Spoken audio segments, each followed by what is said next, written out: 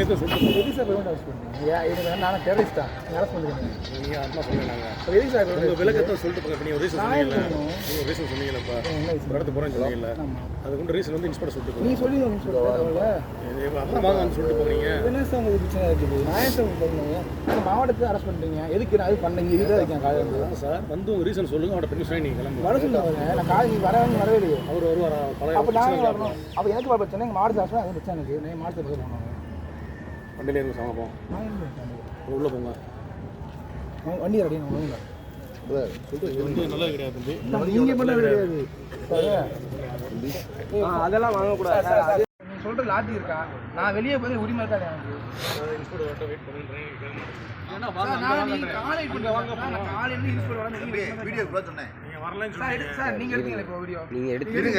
கேட்டோமா தேவையெல்லாம் பேசக்கூடாது. Video station வந்து பேசுவீங்க. நீங்க வந்து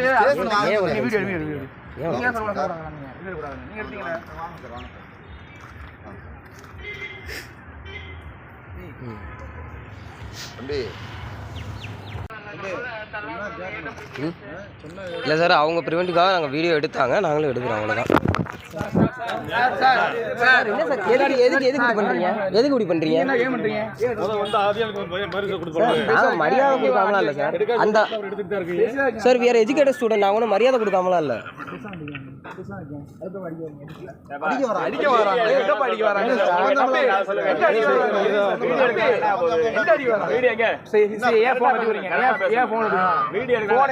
அதான் சார் நாங்கள் கேட்குறேன், வீடியோ எடுக்கலாம் என்ன ஆக போகுது? என்ன ஆக போகுதுன்னு